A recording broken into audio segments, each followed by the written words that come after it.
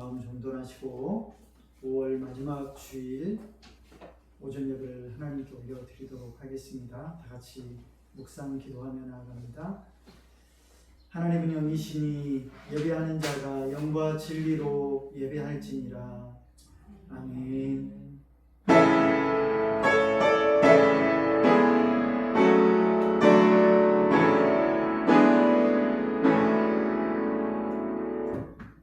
사랑과 은혜가 풍성하신 하나님 아버지 감사합니다. 거룩하고 복된 주일을 허락하시고 저희 발걸음을 주 앞으로 인도하여 주셔서 예배하게 하여 주셔서 감사합니다. 이 시간 이곳 가운데 임재하여 주셔서 우리가 드리는 예배를 받아 주시옵소서. 감사를 드리며 예수님의 이름으로 기도드리옵나이다. 아멘. 같이 자리에 일어나셔서 찬송가 621장을 찬양하겠습니다.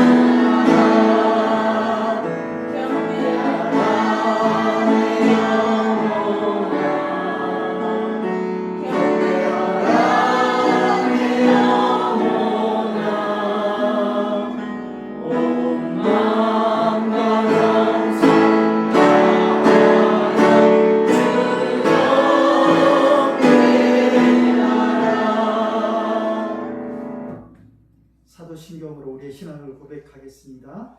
전능하사 천지를 만드신 하나님 아버지를 내가 믿사오며 그 외아들 우리 주 예수 그리스도를 믿사오니 이는 성령으로 잉태하사 동정녀 마리아에게 나시고 본디오 빌라도에게 고난을 받으사 십자가에 못 박혀 죽으시고 장사한 지 사흘 만에 죽은 자 가운데서 다시 살아나시며 하늘에 오르사 전능하신 하나님 우편에 앉아 계시다가 죄로서 산자와 죽은 자를 심판하러 오시리라.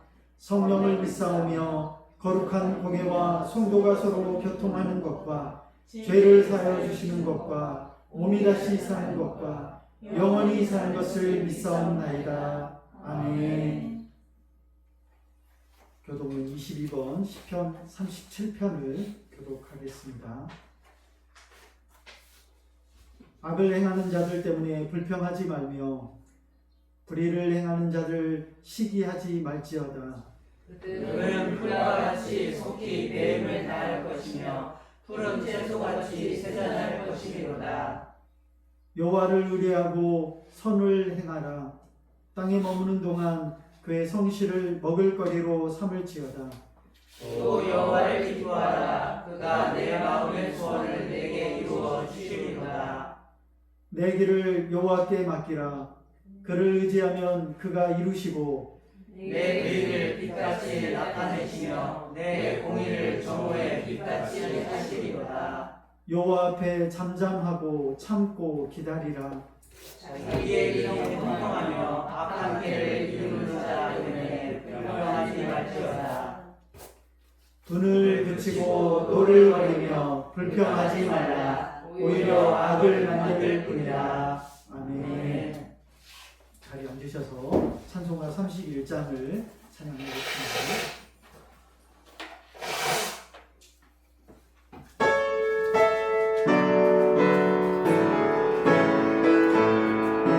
주님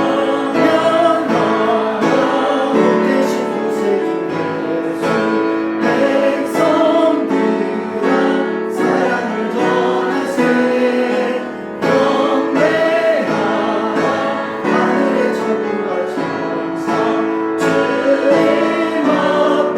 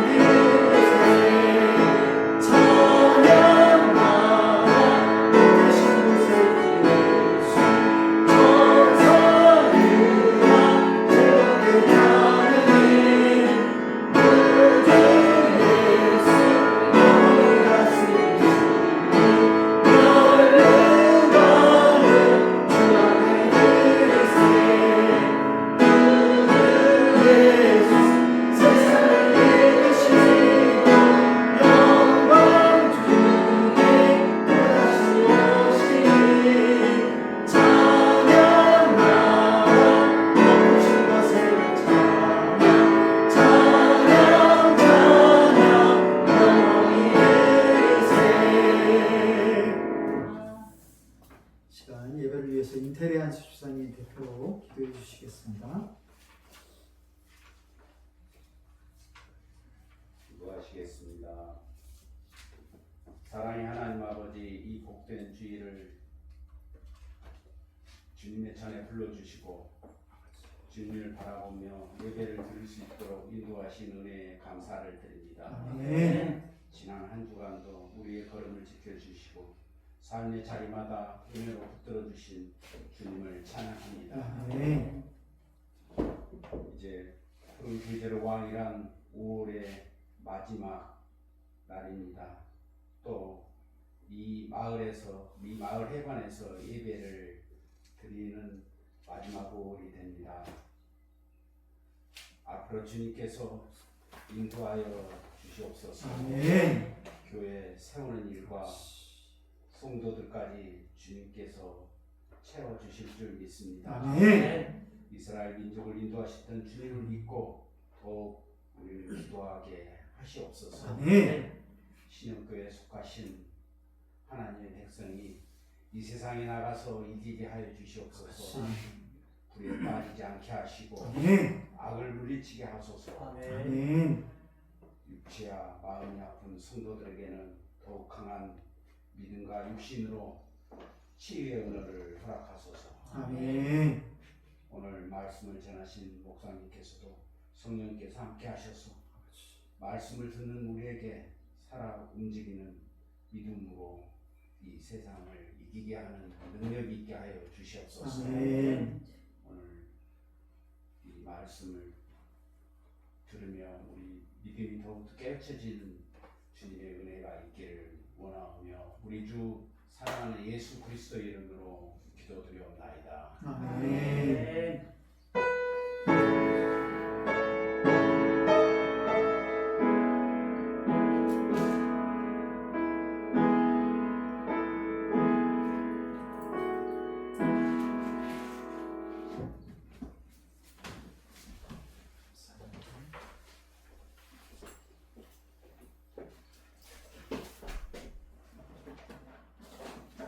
말씀 보도록 하겠습니다. 말씀은 이사야서 13장 1절에서 11절 말씀을 보도록 하겠습니다.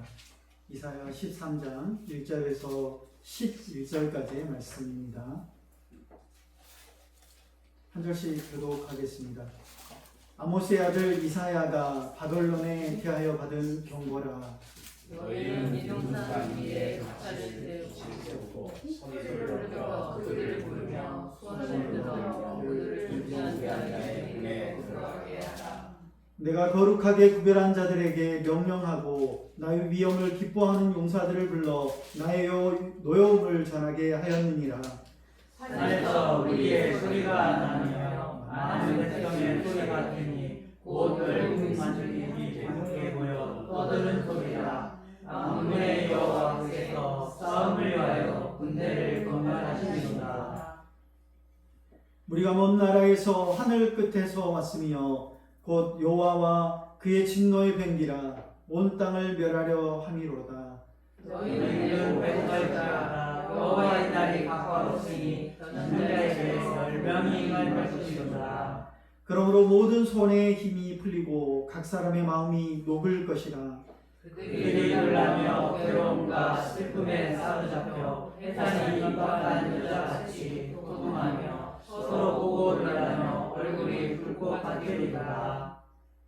보라 여호와의 날 곧 장욱한 분냄과 맹렬히 노하는 날이 이르러 땅을 황폐하게 하며 그 중에서 죄인들을 멸하리니 하늘의 별들과 별무리가 그 빛을 내지 아니하며 해가 돋아도 어두우며 달이 그 빛을 비추지 아니할 것이로다. 같이 읽습니다. 내가 세상의 악과 악인의 죄를 벌하며 교만한 자의 오만을 끊으며 강포한 자의 거만을 낮출 것이며. 아멘. 말씀 제목은 하나님의 주권이라는 제목으로 말씀을 전하겠습니다. 주권이라는 단어가 있습니다. 주권이라는 단어는 주인이 가지는 권리 혹은 가장 높은 최고의 권력 이런 것들을 의미하죠. 우리나라 대한민국 헌법 제1조 2항에 보면 이런 내용이 있습니다. 너무나도 많이 들어보셨을 내용인데요.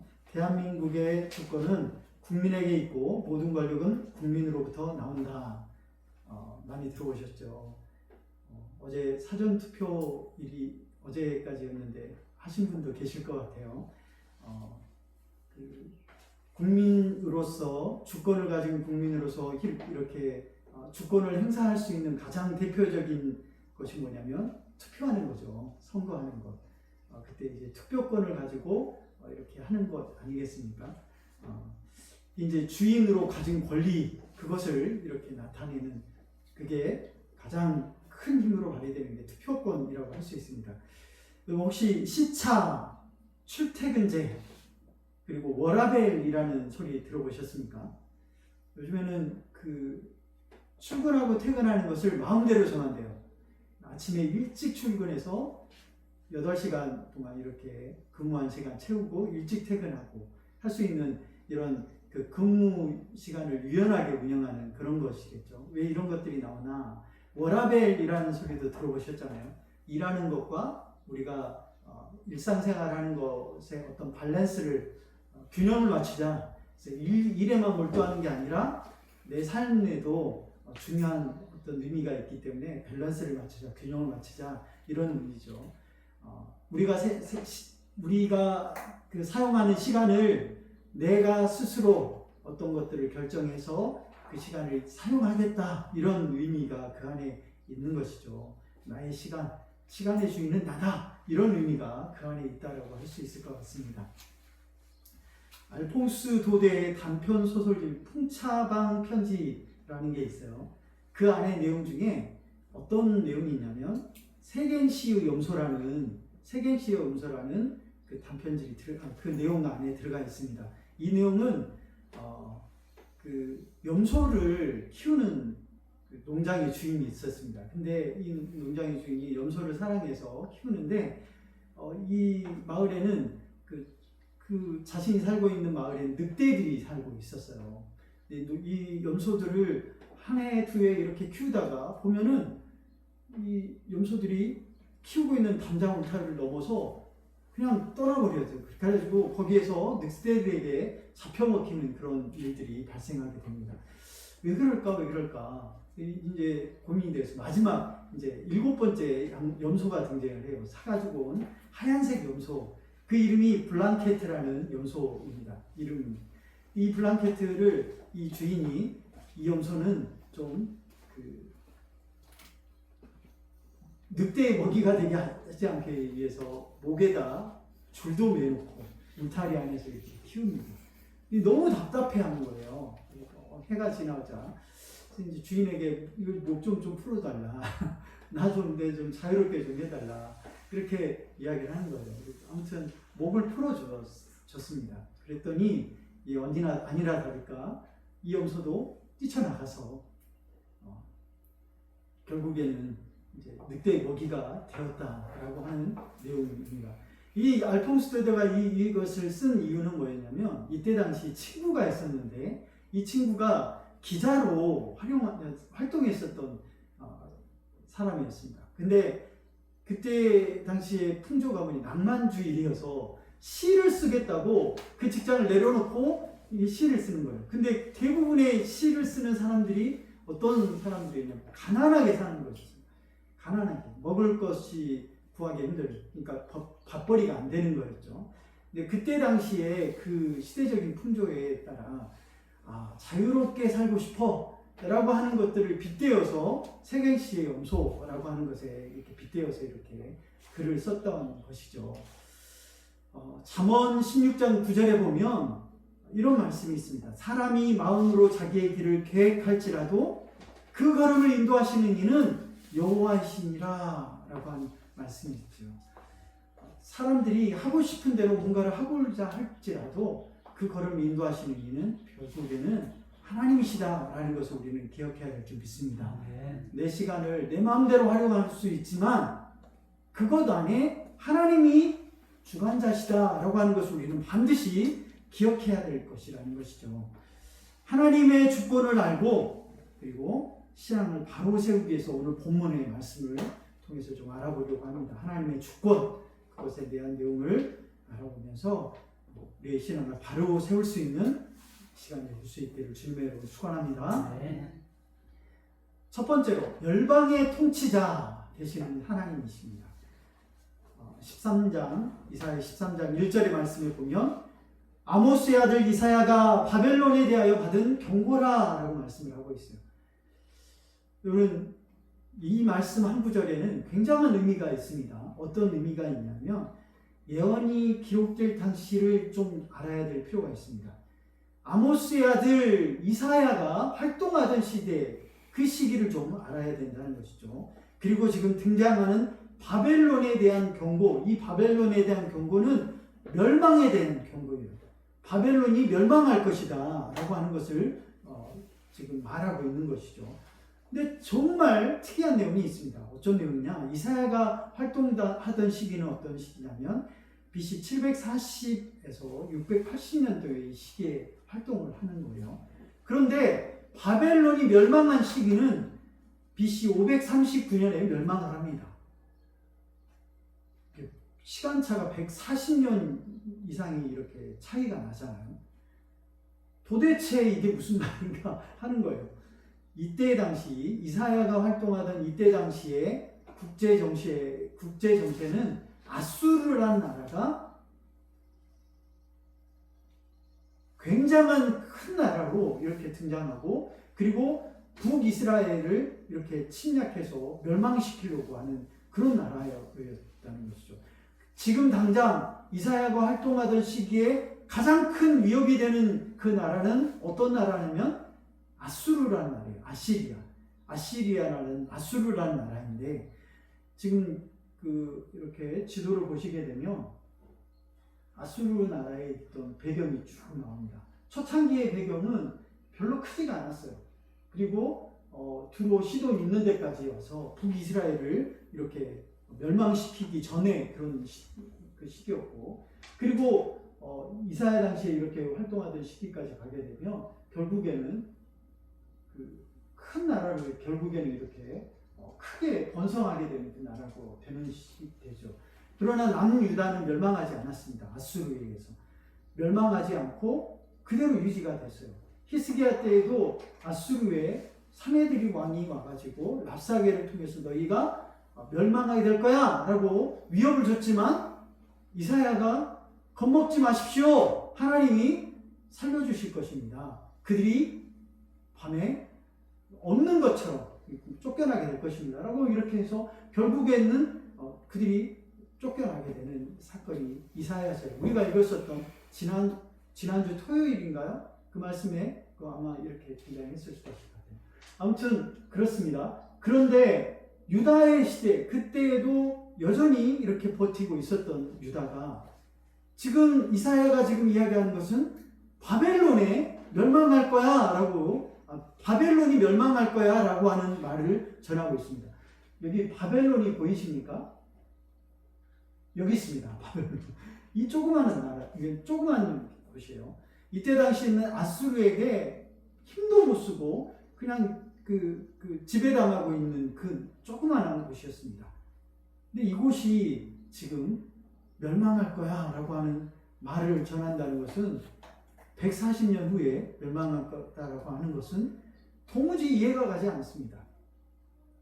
눈에 보이는 지금 당장 보이는 아수르가 가장 큰 문제인데 거대한 나라, 이 거대한 나라가 가장 큰 위협이 되는데 도대체 바벨론을 왜 지금 이야기하냐 이거죠. 바벨론이 결국에는 남유다를 멸망시키고 그리고 바벨론 제국이 되는 그때가 되는 것이죠. 근데 그때에 바벨론도 멸망하게 될 거다라고 하는 내용을 지금 이사야를 통해서 하나님께서 주시는 내용인 것이죠. 지금 현실의 당장에는 아수르는 눈에 보이는 커다란 문제입니다. 그런데 더 큰 문제는 남유다에게 가장 큰 해가 될 그 나라는 바벨론이죠. 왜냐하면 남유다를 멸망시키는 나라가 바벨론이기 때문이죠. 여러분 우리 안에 눈에 보이는 문제가 있습니다. 당장 눈에 보이는 그 큰 문제가 있어요. 아수르라는 그 큰 문제가 있습니다. 그런데 눈에 보이지 않는 그 문제가 가장 큰 문제가 된다라는 것을 이사야를 통해서 말씀을 하고 있는 것이죠. 여러분, 우리가 여러 가지 문제가 있을 수 있어요. 힘든 상황이 있고 내가 어떻게 해야 될지 모르는 그런 문제가 있습니다. 그런데 그 문제가 다가 아닌 것이죠. 우리의 시선을 그 문제에 둘 게 아니라 모든 것을 통치하시고 다스리시는 하나님께로 시선을 옮겨야 될 줄 믿습니다. 자, 보십시오. 13장 2절 3절에 이런 말씀이 있습니다. 너희는 민둥산 위에 기치를 세우고 소리를 높여 그들을 부르며 손을 흔들어 그들을 존귀한 자의 문에 들어가게 하라. 내가 거룩하게 구별한 자들에게 명령하고 나 위엄을 기뻐하는 용사들을 불러 나의 노염을 전하게 하였느니라. 이게 무슨 말이냐면 하나님께서 하나님의 사람들을 지금 이렇게 불러서 그들이 바벨론이란 그 거대한 그 나라를 정복하게 되는 그 나라 상황을 묘사를 하고 있는 것이죠. 특별하게 부른 그 민족이 될 수 있는데 우리는 잘 알죠. 바사라고 하는 페르시아가 바벨론을 멸망시키지 않습니까? 존귀한 자의 문에 들어가게 하라. 나의 노여움을 전하게 하느니라. 이게 지금 뭐예요? 하나님께서 그 일을 행하실 것이다 라고 하는 것이죠. 하나님은 거대한 나라가 될 수 있는 그 바벨론 제국을 삽시간에 하나님의 사람으로 이렇게 멸망하게 할 수 있는 그러한 존재라고 하는 것이죠. 결국 이 말은 무엇입니까? 하나님이 통치하신다라고 하는 것이죠. 하나님의 사람들을 통해서 하나님께서 온 열방을 통치하신다라고 하는 말씀을 하고 계십니다. 여러분, 이 말이 지금 우리에게 어떤 의미로 다가올까요? 그래서 하나님이 통치하시는데 그래서 지금 나에게는 뭘 말하고 하시고자 하는 것인가? 여러분, 열방은 각 나라와 각 족속이 될 수 있습니다. 열방을 다스리는 하나님, 그 하나님의 시작이 누구부터 다스린다고 할 수 있을까요? 나를 다스리는 분이시다 라고 할 수 있습니다. 온 열방을 다스리는 하나님은 나도 다스리시는 분이시다 라고 하는 것입니다. 여러분, 믿으십니까? 하나님은 저와 여러분을 다스리시는 분이신 줄 믿습니다. 하나님은 너, 나, 우리 모두를 다스리고 통치하시는 분이십니다. 여러분, 다스리고 통치하시는 분, 하나님은 나를 다스린다라고 하는 것을 기억하십시오. 그럼 나는 그 다스림을 받는 하나님 나라를 살고 있는 것입니다. 여러분, 하나님 나라를 살고 계십니까? 금요일에 저희 아내가 간증하겠다라고 글을 이렇게 올린 것을 읽으셨을 거예요, 다들. 그중에 이 마지막 내용이 이렇게 말씀을 글에 올렸더라고요. 뭐라고 올렸냐면, 말씀 앞에 잠잠히 머무는 시간을 통해 복잡한 생각들이 단순해지고 마음의 무거운 짐들이 힘을 잃게 되고 해결되지 않을 것 같은 문제들의 답들이 깨달아지게 됩니다. 말씀 앞에 머무는 삶을 통해 인생의 고귀한 가치를 깨닫고 그리고 누리게 됩니다. 그래서 오늘도 말씀 앞에 나아갑니다. 너무 귀한 은혜를 이렇게 나눈 것 같아요. 그리고 우리는 하나님 나라를 사는 백성, 하나님의 백성들입니다. 하나님의 통치를 받는 하나님의 백성들인 것이죠. 어떻게 통치를 받을까요? 말씀으로, 하나님 말씀으로 우리가 통치를 받는 것이죠. 여러분, 말씀 앞에 나아갈 때 하나님 나라를 살 수 있습니다. 하나님 통치, 다스림을 받을 수 있습니다. 우리가 아무것도 아닌 것 같지만 성경을 읽는 이유가 하나님의 다스림, 하나님의 통치를 받는 것의 시작이 될 수 있는 거예요.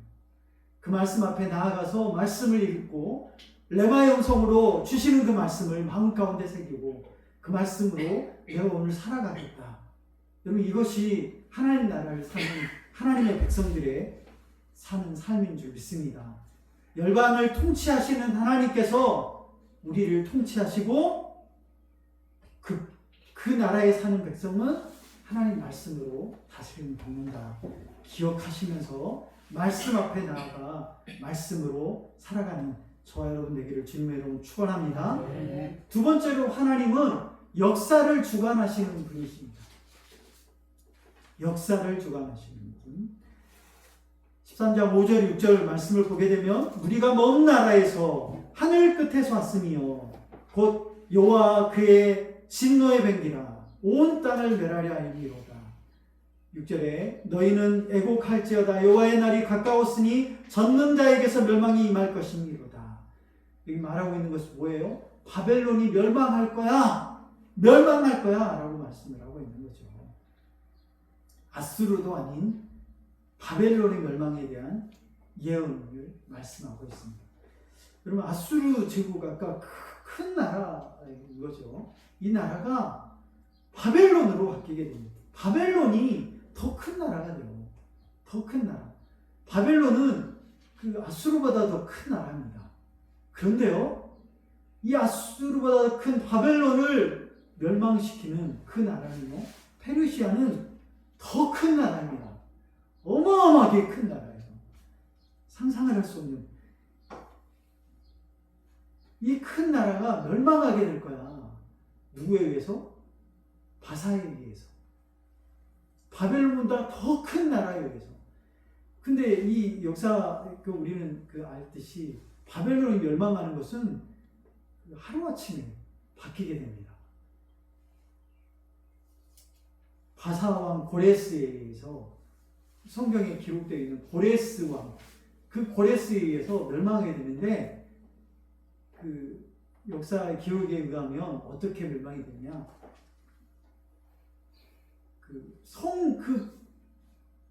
난공불락의 그 큰 성이 어떻게 멸망했는가 했더니 가장 힘든 곳, 아무 곳으로도 들어갈 수 없는데 유일하게 들어갈 수 있는 곳이 있었대요. 그것이 어디였냐면 오물물이 흘러나오는 그 폐수 뭐 이렇게 하는 그런 곳을 통해서 군대들이 다 들어갔대요. 그래 결국 그 성에 있는 바벨론 왕을 멸망시키게 되는, 죽이고 그 바벨론을 정복하게 되는 그런 일들이 일어났다고 합니다. 하나님의 주권 안에서 하나님이 고레스 왕을 세우게 되신 것이죠. 그리고 고레스 왕에 의해서 바벨론이 멸망하게 됩니다. 그리고 고레스 왕에 의해서 어떻게 돼요? 이스라엘 백성들이 포로로부터 귀환하게 되는 그런 일이 이루어지게 된 것을 성경에서 우리는 볼 수 있잖아요. 모든 역사의 주권자, 주관자, 하나님이 모든 역사의 주관자이십니다.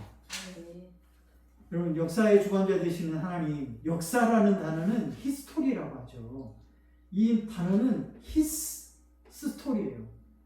누구의 이야기입니까? 하나님의 이야기라고 하는 것입니다. 에드워드 카라는 역사가가 있습니다. 역사가가 이런 말을 했어요. 역사란 과거와 현재의 끊임없는 대화다. 들어보셨죠? 유명한 말이잖아요. 과거와 현재의 대화다라고 하는 말을 하잖아요. 이 말의 그 배경이 굉장히 재밌는 건데요. 역사는 역사가에 의해서 그 어떤 사건을 이렇게 조명하고 바라본다라고 하는 거예요. 그래서 요리하는 요리사와 물고기에 의해서 이렇게 비교가 되는데, 물고기의 왕 속에 있는, 바닷속에 있는, 아니면 어떤 곳에 있는 물고기가 많이 있습니다. 이 물고기는 여러 가지 사건이, 우리가 살아가는 삶, 각자의 어떤 인생들의 어떤 이야기가 그 안에 있는 거죠.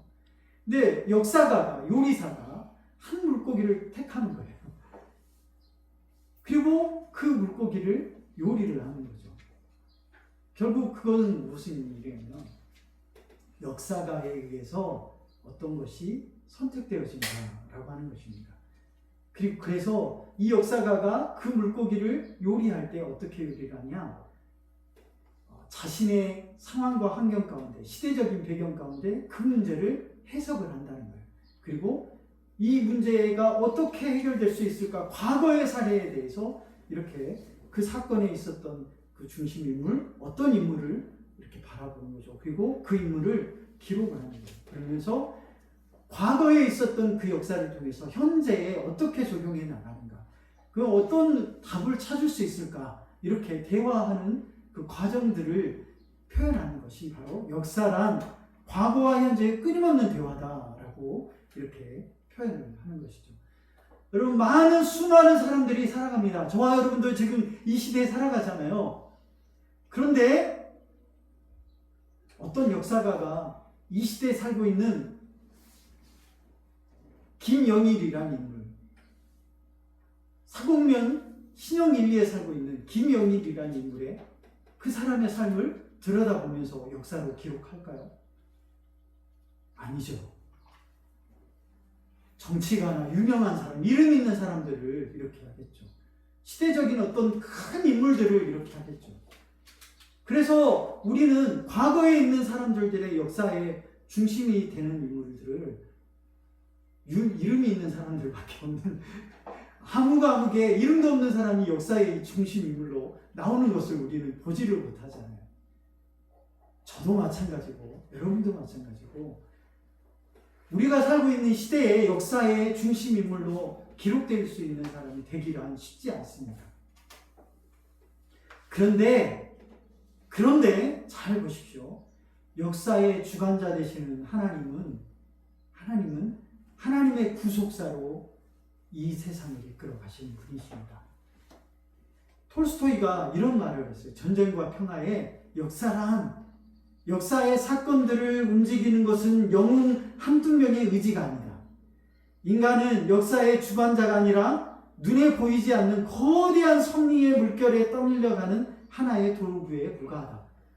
굉장히 정확하게 본 것 같아요. 그런데 제가 이야기하고자 하는 것은요, 뭘 이야기하는 거냐면 역사의 주관자 되시는 하나님은 구속사로 지금 역사를 이끌어 가신다라고 하는 것이죠.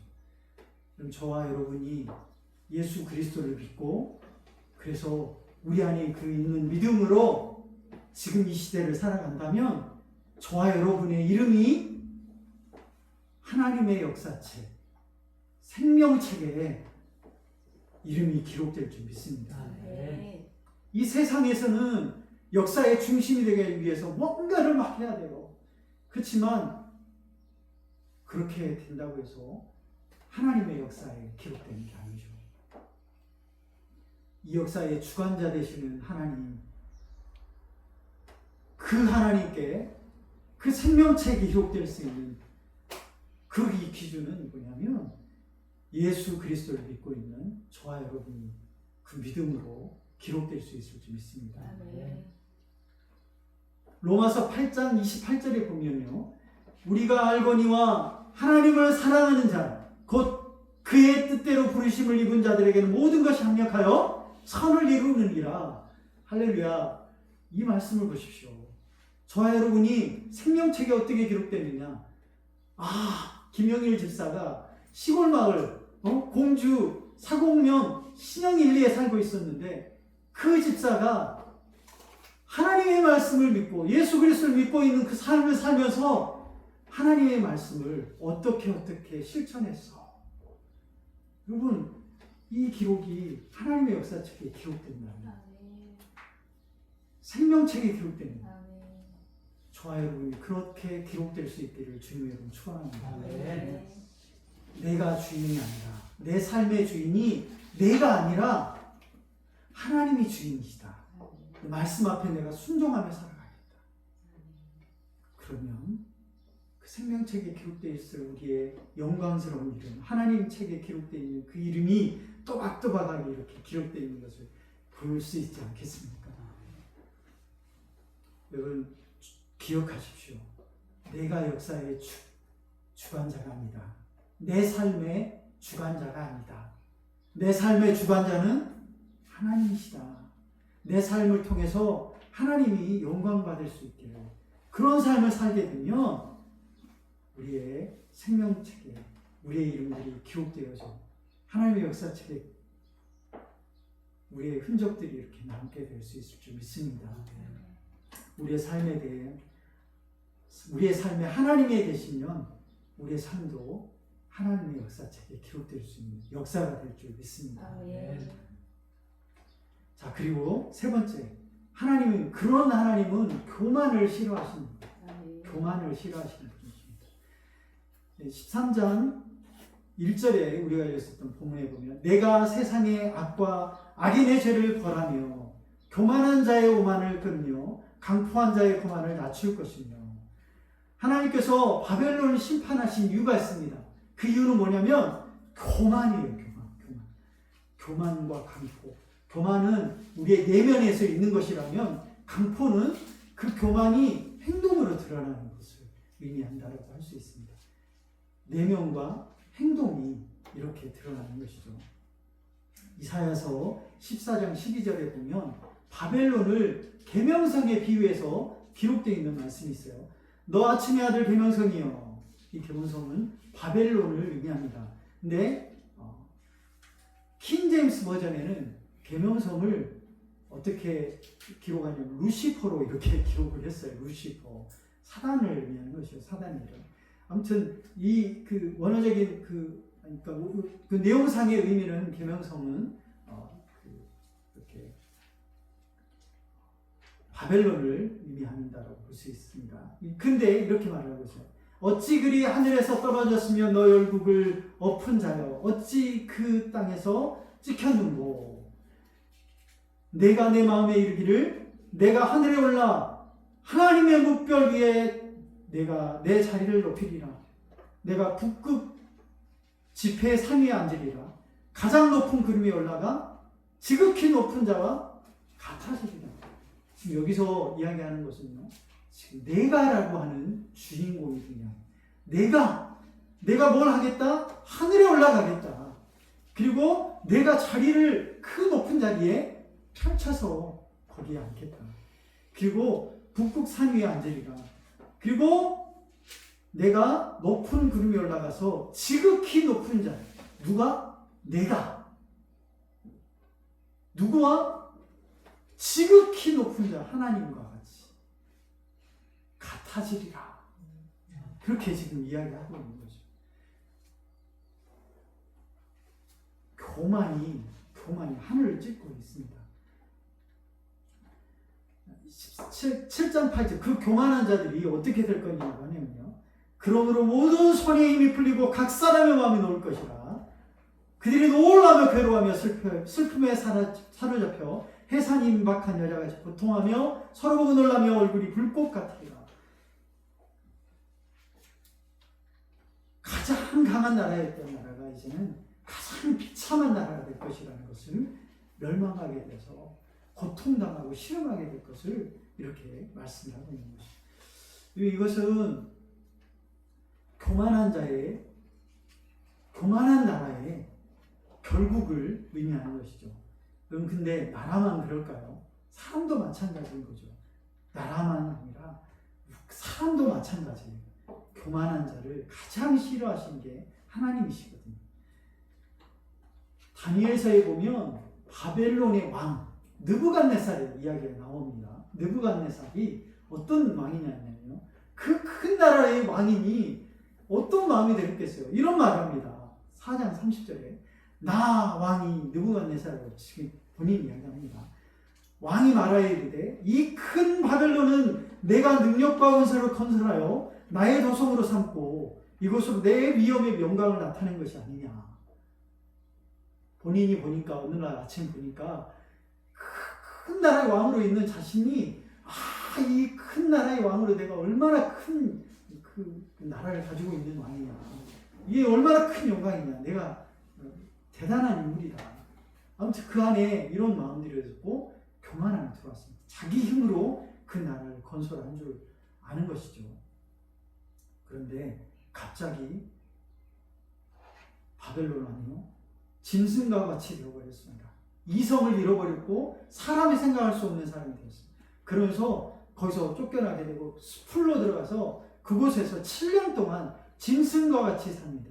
이슬을 맞으면서 살아가고요. 온몸이 털로 덮여진 그 짐승처럼 살아갑니다. 그러다가 7년 후에 이성이 돌아와요.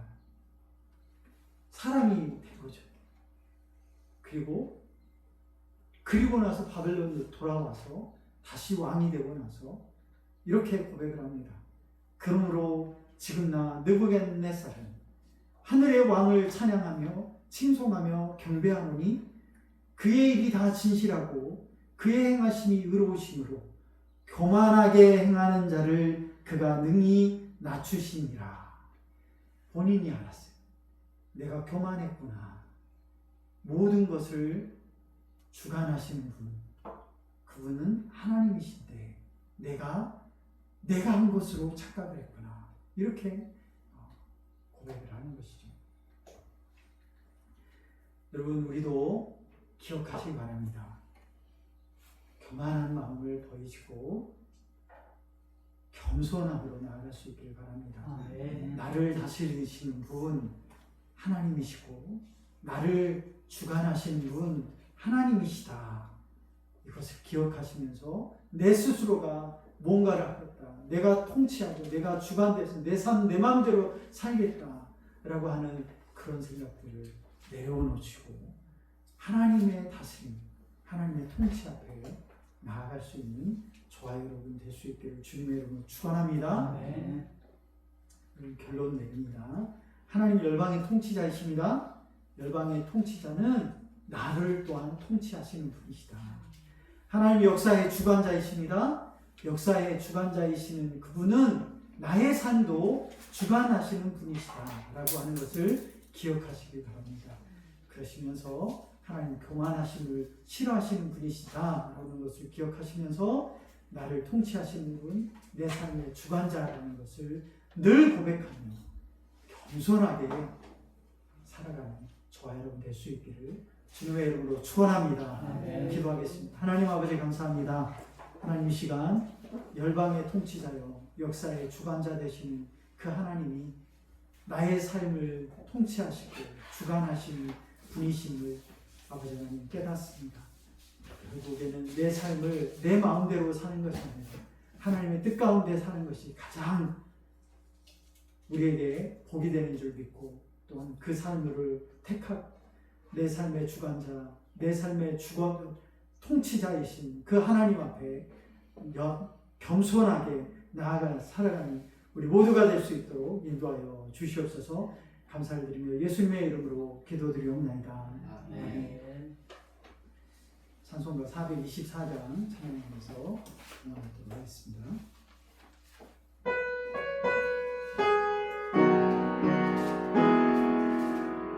아버지여 나의 마음을 맡아 주관하시고 악하고 교만한 것 박해하여 주소서. 온유하고 겸손하여 합동하게 하시고 만병에도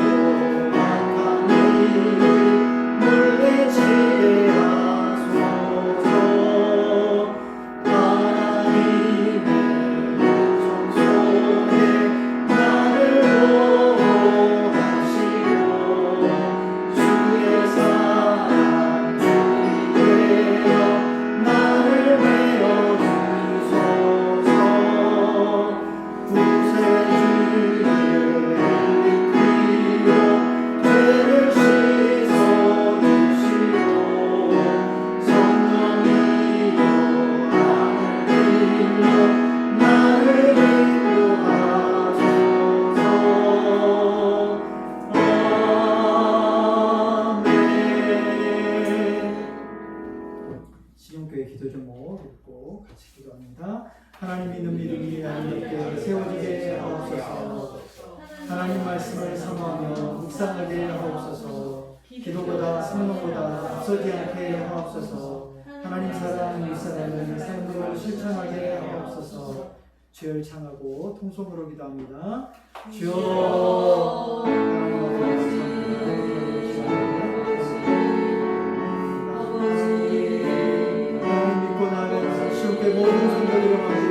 믿음들이 하나님 아름답게 세워질 수 있도록 주시옵소서.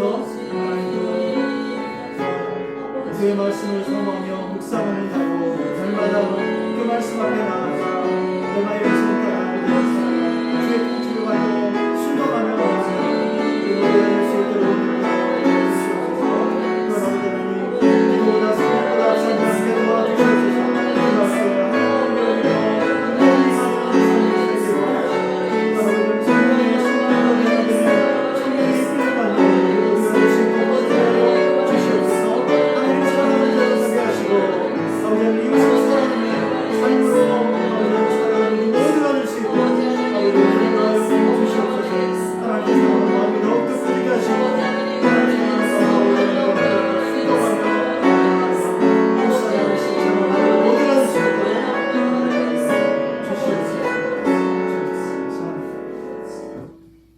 하나님 아버지 감사합니다. 주님 앞에 나오며 아버지 하나님 감사의 물로 아버지 하나님 드립니다. 하나님 아버지 감사합니다. 신혼교회 공동체가 기쁨으로 예배할 수 있는 교회를 허락해 주실 줄 믿습니다. 감사합니다. 하나님 여러 가지 감사의 마음을 가지고 주님 앞에 아버지 하나님 예물을 올려드립니다. 드린 손길들 기억하여 주시옵소서. 또 11조를 올려드립니다. 건축 예물을 올려드립니다. 하나님 기억하여 주시고 드린 손길들 안에 주님의 아버지 하나님 물질에 어려움 당치 않는 아버지 하나님의 풍성한 공급함이 그들의 삶 가운데 넘칠 수 있도록 은혜를 더하여 주시옵소서. 예물을 드린 손길들 기억하여 주시고 또한 아버지 하나님 앞에 감사할 조건들이 그들의 삶 가운데 풍성해질 수 있도록 날마다 넘칠 수 있도록 은혜를 더하여 주시옵소서. 예물이 쓰이는 것마다 하나님 나라와 의를 위하여 또한 죽어가는 영혼이 구원되는 곳에 생명이 살려지는 곳에 교회가 건축되는 곳에 귀하게 사용될 수 있도록 인도하여 주옵소서. 감사를 드리며 예수님의 이름으로 기도드리옵나이다. 아멘. 교회 소식 알려드리겠습니다. 잘했습니다. 같이 인사할까요? 잘했습니다. 네, 잘했습니다. 주님의 이름으로 사랑하고 축복합니다. 사랑하고 축복합니다.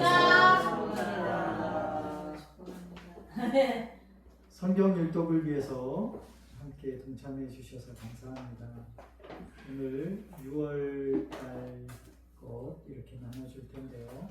6월달 것과 함께 이제 이사를 가야 되잖아요. 가지고 있는 것을 이렇게 다 나눠주려고 합니다. 7월부터 12월까지 되는 거 총 7권 정도가 되겠죠. 가지고 가셔서 잊지 마시고 꼭 읽으시기 바랍니다. 이게 나눠주신 것을 저희가 1년만 할 게 아니라 앞으로도 계속 할 거예요. 그냥 잊어버리지 마시고 잘 보시면서 오늘 본문 읽어야 될 것은 여기구나. 지금 저희가 이제 올려주고 있긴 있지만 그거를 이제 올리지 않을 수도 있습니다. 그러니까 책을 보면서 읽으셔야 될 거예요. 그러면 책이 꼭 필요하니까 어디까지 읽어야 되나, 본문 어디부터 어디까지입니다 라고 하는 부분은 올리겠지만 아무튼 책을 꼭 참고하셔서 성경 읽기를 계속 이어갈 수 있도록 함께 동참해 주시면 감사하겠습니다. 오늘 오후 예배는 정수호 목사님께서 말씀 전해 주십니다. 오후 2시에 꼭 시간 비워 두셨다가 함께 참여하셔서 예배 드릴 수 있도록 해주시면 감사하겠습니다. 이번 주 토요일 6일이죠. 교회 이사 갈 곳 그 공장 2층에 우리가 청소를 하려고 합니다. 시간을 꼭 비워 두셔서 교회 9시까지 오세요. 9시부터 시작할 테니까 함께 가서 이렇게 교회도 청소하고 그리고 교회에 있는 짐 중에 옮길 수 있는 것 이런 것은 좀 박스로 좀 포장을 해서 옮길 수 있으면 좀 옮겨놓고 이렇게 하면 좋을 것 같습니다. 6일 9시니까 교회로 다 같이 와서 해주시기 바랍니다. 금요일 교회 건축을 위해서 기도회가 계속 이어지고 있습니다. 9시 반 9시니까 기억하셨다가 참여해 주시기 바랍니다. 주님과 동행한 한 주 보내시기 바라고 다음 주 대표 기도는 권태숙 집사님께서 안 오셔서 우리 김영일 집사님 해주시면 감사하겠습니다. 다 같이 자리에 일어나셔서 찬송가 620편 1절 찬양하고 축도를 마치도록 하겠습니다.